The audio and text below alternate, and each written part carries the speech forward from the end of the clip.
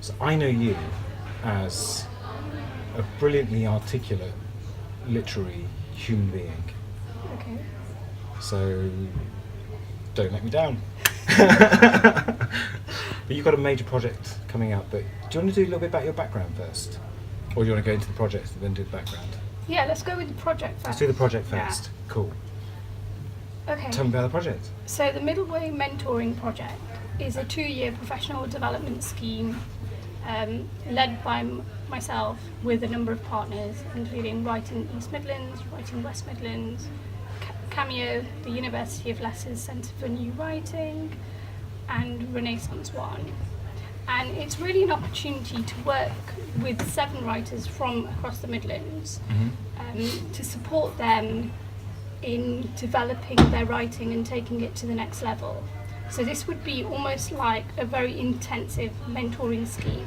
They would be assigned a mentor in the first year and attend a series of masterclasses on various things. And I think part of it is to open your mind to the creative process and try to develop your writing. I think there'll be a level of disruption as well, because I think we don't necessarily want writers to come with very fixed ideas of what it is that they want to do. That open-mindedness might lead to some, new creative work, which is what we're hoping for. And then in year 2, it's almost like taking these 7 individuals who have been mentored quite intensively. And when I say intense, there'll be 6 sessions of mentoring with an experienced writer, and that would be really looking at the work that they're producing, and that's critical feedback on 3,500 words that they're producing. Wow. So if you can imagine having that level of scrutiny but also accountability, so you're developing things like discipline to actually produce the work and sitting down to write, because I think we get excited by these ideas that we have, but actually when it comes to sitting down to writing, there's a lot of procrastination sometimes, especially for early career writers. So there's an element of producing the work, but also that feedback, because when you're starting off and you're like, oh, I'm not sure if this bit's working and that bit's working, so that guidance I think will be really key to taking that writing. Maybe they're already writing really well, but they're kind of like at a stage where they're not sure. And that self-doubt always comes in, doesn't it? It's always part of the artistic and creative process.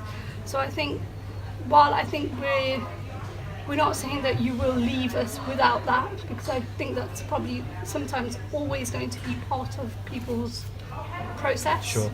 I think what we're saying is that you will be more disciplined, more focused, and you'll have that guidance and support to understand what works and what doesn't with your own work. And I think that's really key for writers at that level. That's a really generous offer. Yes. We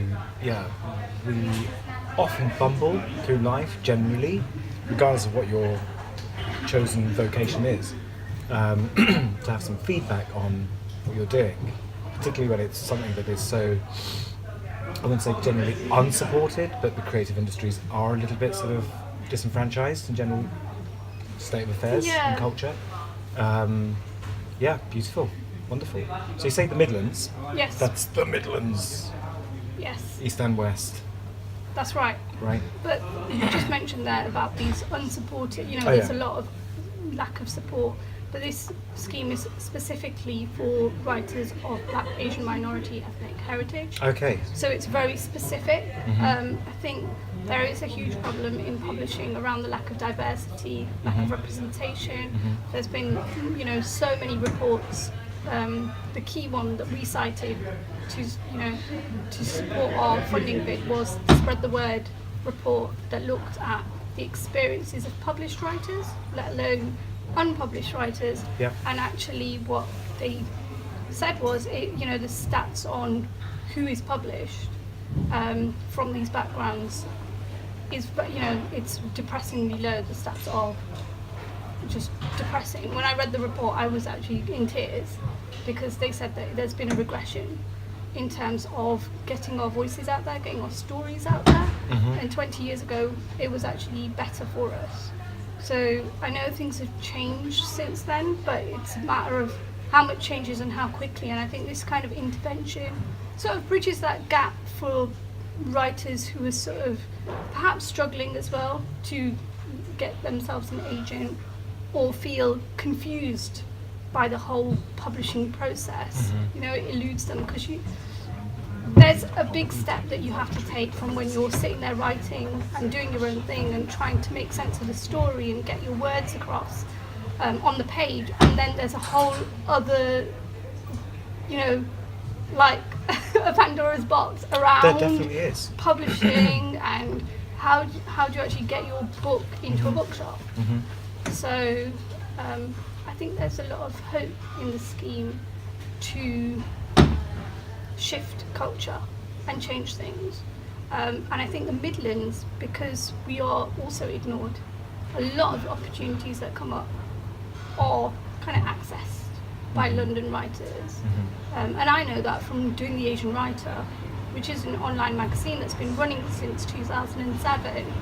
A lot of the people that sort of take up the opportunities and put their put their name forward for maybe competitions and prizes, for some reason they're still primarily London based. So I guess what I'm trying to say here with this scheme is, I know you're out there, let's work together and show people that, you know, there's so much talent in the Midlands, but it needs support, and this scheme will hopefully offer that support and also be a kind of foundation or an infrastructure going forward to see whether it can be replicated. Yeah. I was going to ask, what is the legacy? What is your one drop in the ocean? So are there other things that are building through this? Are there other schemes that are currently happening as part of this? Is it part of a movement, or is it a particular project at this stage? At this stage, I think we'd like to see it very much as Proof of a concept. pilot. Yeah, a pilot. A sort of test and see what works. Now, there have been other schemes for other genres. So Megaphone, which was led by a Warwick University lecturer and children's writer, Layla Rashid, looked at children's writing specifically and offered sort of mentoring and masterclasses. There's also the Penguin Right Now Live scheme, which has been, you know, hugely successful, I think, in getting people applying for things, because that's another thing, you know, it's really hard to submit. And I think now I also have this other kind of insight, so I run the Leicester Writers Short Story Prize, and it's amazing that the numbers drop in terms of that diversity. It drops. It's not to say that the talent's not out there, but I think we need to build resilience for writers to handle. It's always scary. Things are scary. You know, I get scared sometimes sending emails, sending your work out there, and that fear of rejection, or fearing that everyone, you know, someone might think that your work is rubbish and you're never going to make it as a writer. There's always that little niggle of doubt, I think, for writers. But I'm pretty confident that we're going to find 7 people who are going to hopefully also be their own support network. Nice. And work as a cohort, you know? And that's building soft skills. So there's stuff in the scheme that we haven't outlined, but there is always, I think, you know, if you care about your writing and you care about showing up and doing the thing that you want to do, I think naturally you kind of, it's infectious, and you will support other people and they will support you. And I hope there's an element of, you know, togetherness in the 7 people that we hope to take forward. Sounds beautiful. We could talk about this another time, possibly. We'll do another video or something about it requires being recognised in the leadership, at the leadership level. So if all you see is, if you don't recognise yourself in the people that are leading, it's difficult to kind of say, well, I could do that too. And it's I mean, it's an ongoing project that's been going on since, you know, 40 years at least. But we're at the kind of threshold of it. We're at the kind of cutting edge of it, if you like. Genuinely given opportunities. I, as a change maker for the Arts Council, you've been working with Curve as a cultural leadership programme. And those kind of positive positions allow us to demonstrate what we can potentially draw in and offer, and, you know, effectively support the institutions that don't have the opportunity genuinely to speak on behalf of, nor the authority technically, Yeah. to speak on behalf of those that they don't actually represent. So yeah, it's very important to take the opportunities that we've been given to lead, to actually put them into effect, and as you say, be infectious and Yes. allow others to become leaders of their own. Who are the writers that you're working with? Have they been appointed? No, so the Okay. applications, what we're hoping... I mean the mentors. Oh yes, the Yeah. mentors, the Yeah. experienced writers. Oh my word! So I'm hugely excited about this because Let me check you if know, the video's working, yeah. because this must be caught. Yeah, it's still working. Great.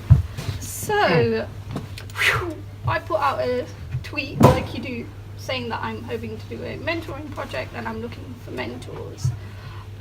So with that, like, you have no idea who's going to send in Yeah. an application. And I was hugely honoured when I read the applications. We had, so we only had 7 slots for mentors.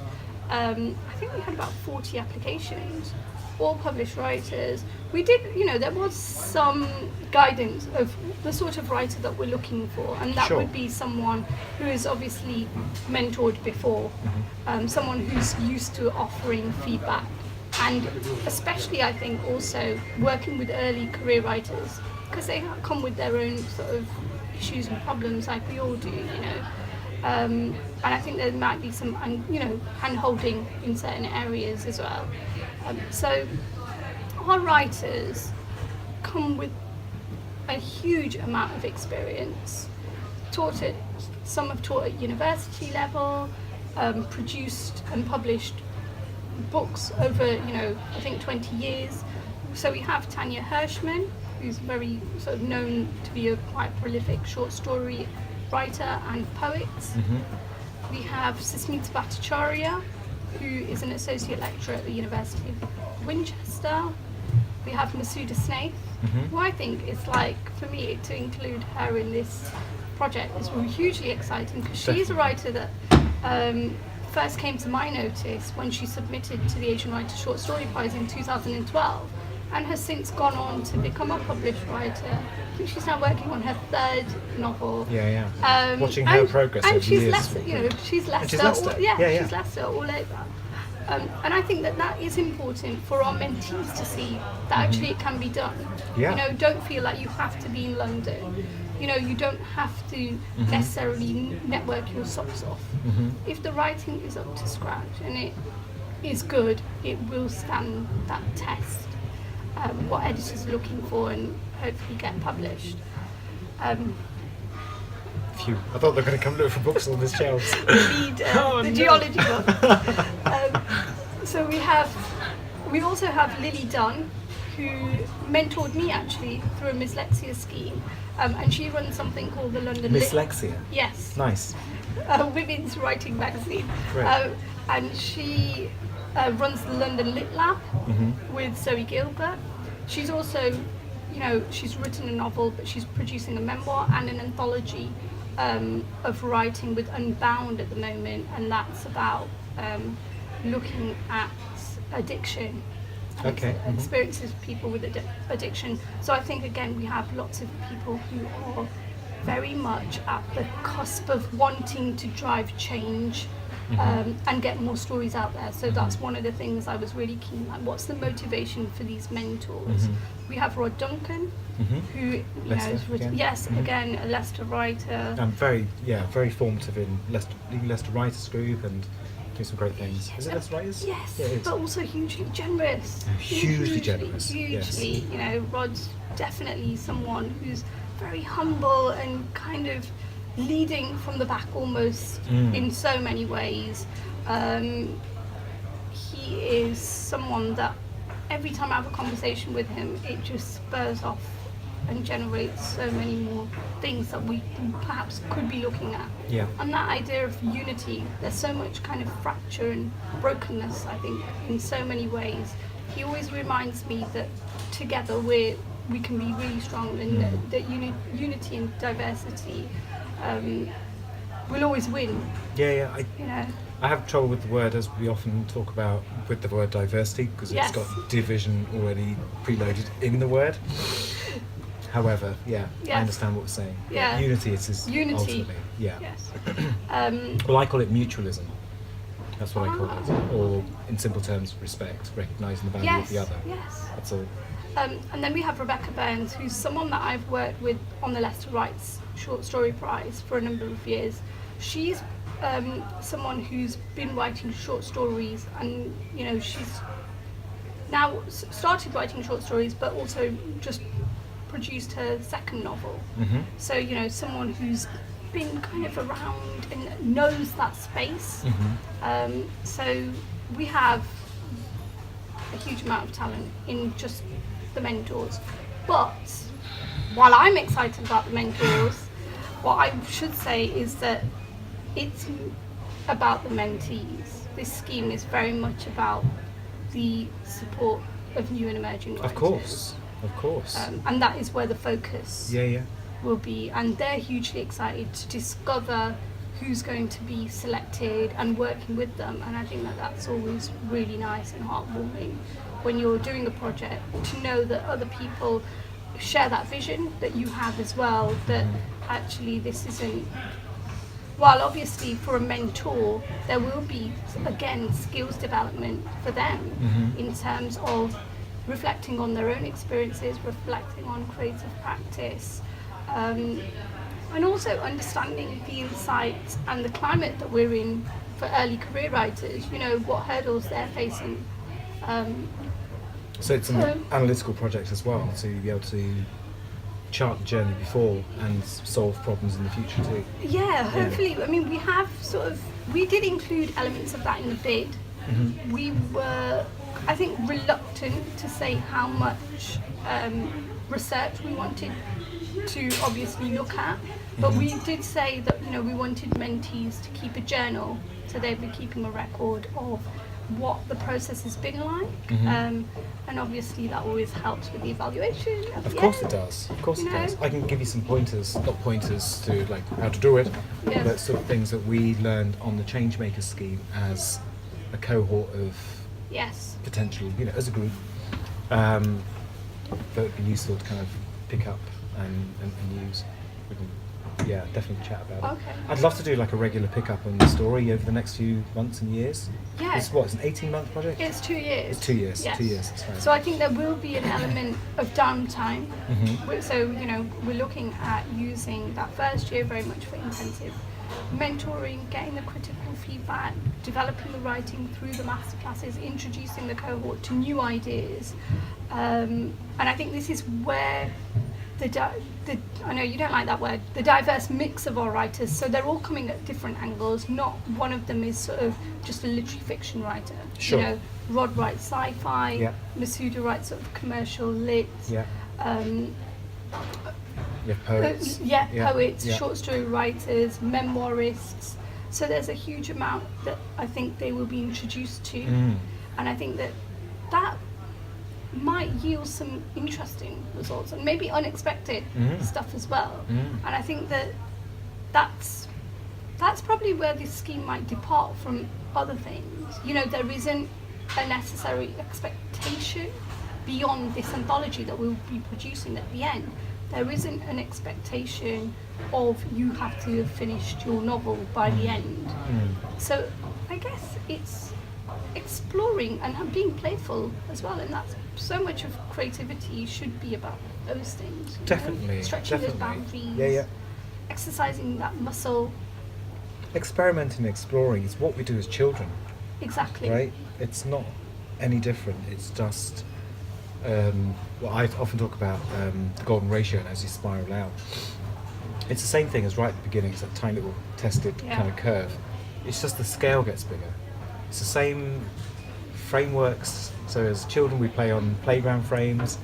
In real life we play in libraries. They're just places to make more detailed discoveries of the same nature, that effectively unfolding of purpose. Yes. That's really all it is. Brilliant. Sounds great. We'll put on the Facebook post we'll put all the practicalities, deadlines, Yes. this, that and the other. A link to, is there a website, is there a blah blah blah? There's a project website. Okay. I can send you the link, or I can mention it Well, now. let's do it all by Yeah, clicking stuff, otherwise people say, well, how do you spell that? And just press Yes. a button in it. And we'll splash it all over the place. Great. I don't think there's anything else No. to whet people's appetites, but we'll definitely check in regularly if that's cool with you. Yes, I think Yeah. once, I am at this point where I'm feeling a little bit anxious to make sure that, will people apply? I hope they don't feel that reluctance not to apply. What I will say is that if you're thinking of, oh, it's great, but it's not for me because of I don't have this, and this, it probably is right for you. We don't need this fully formed writer. Yeah.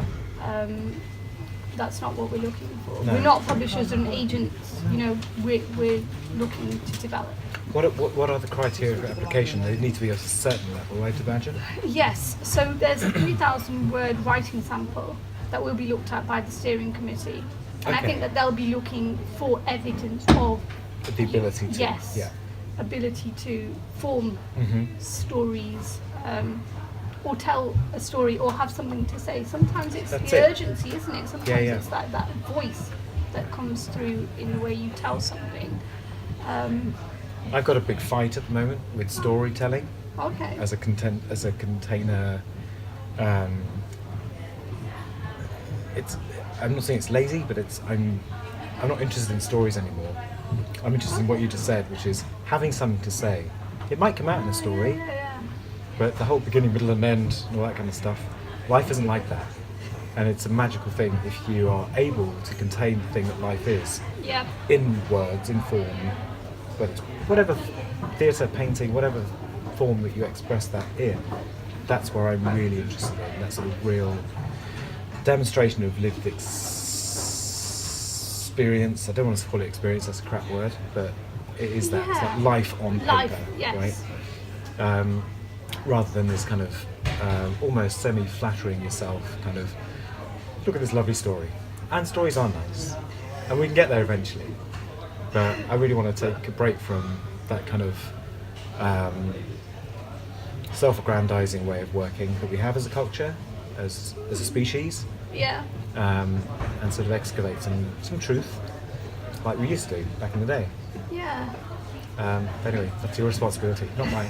Well, no, it's our shared responsibility. I was at the Cameo conference and Kajal Nisha Patel? Yeah, Nisha Yeah. Patel was there and she was on the panel. And she was, I don't know, someone asked her a question about art and she said, the thing about art is it's, that relates to your point about story, is that what art often gets conceived as art because it's commercial. And Yeah. she was saying that, her mum cooks and why can't that be art? It Yeah. seems like art Yeah, yeah. to her. So I get that point Yeah. of, it doesn't necessarily need to be this hijacked term story. It can just be expression or Yeah. having something to say. Definitely, definitely. And it's the artfulness is the employing of technique and ability, Yes. which is what your mentors will help refine and polish, I imagine, with a commercial potential output, with access to knowledge and frameworks of the industries and how to make it more than just something that you do for yourself at home. It Yeah. becomes a potential But that it will can help be somebody also else. unlearning things, unlearning, See, I said you were a brilliant, articulate human being. I'm glad you lived up to my There's expectations. Exactly. so many things that you're kind of fed constantly Definitely. about what this should be or what you should be writing about, or don't write that. I had someone, my heart broke because she said, I wrote stories before and I used to use words like samosa and laddu, and then my writing group kept saying, yeah, but what is that? Yeah. And I had to keep explaining. So I've just taken those words out and my heart just sank. So this is also about being comfortable in the stories that you want to tell. Yeah, yeah. And saying, who are you? Who are you? Who do you want to be as an Nobody would know artist? unless we are able to unfilteredly express who we are Yeah. without being harmful. Yes. It's a beautiful thing a friend of mine just said. To be selfish and trust that nobody gets hurt in the process. And no, to be selfish and trust that it benefits somebody else. Yeah. Such a fucking beautiful thing to say, right? Well, I've always said that a lot of the things I do are totally for selfish reasons. Yeah. Because they Because you know, we I are have only curious, yourself. you know, I have a curiosity Yeah, about yeah. them. I want to pursue them for those reasons, Yeah. whatever reasons they may be. And this one, which you alluded to at some point, was in some way, you know, I'm hugely honoured to have had the support of the Curve over the last 2 years. Yeah. And I can see my own paradigm shift. And this was about saying, okay, let me do the things that I've always been too afraid to do. And one of them was, you know, doing an Arts Council application and then Great. leading on a project. Mhm. So this is kind of an opportunity to show, maybe also awaken industry to new ways of working. Yeah. And giving access or showing that, yes, you know, these myths that are often, oh, well, the talent's not out there in those communities. But actually, yes, there is, and this is what we've done, and this is how we've done it. And actually, if you keep telling people, and they don't see themselves represented in the final commercial products that you're constantly producing, or you're constantly only appealing to a very white middle class audience, you are shutting out a huge amount of talent. You know, you're kind of boxing them in before giving them that room to be creative or explore or find out who they are and what it is that they want to write about. Yeah. Be a fool to not apply for this, right?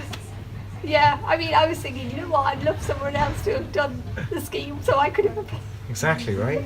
That's a test of it, right? Yeah. I'd happily apply for it, but I'm really busy, like you, sorting Yes. out, trying to tackle convention and break all this nonsense that we keep subscribing to. But as you say, yeah, it is about challenging the ways and overcoming hesitancy, and yeah, procrastination is almost like a learned behaviour by default. Yeah. I don't think it's a natural human thing. It's just that you probably, I haven't really thought about this, but we probably procrastinate because we're so exhausted that we don't. It's not an avoidance of the purpose at hand. We're just too tired to be purposeful Yeah. because we've got to pay bills and all that sort of stuff.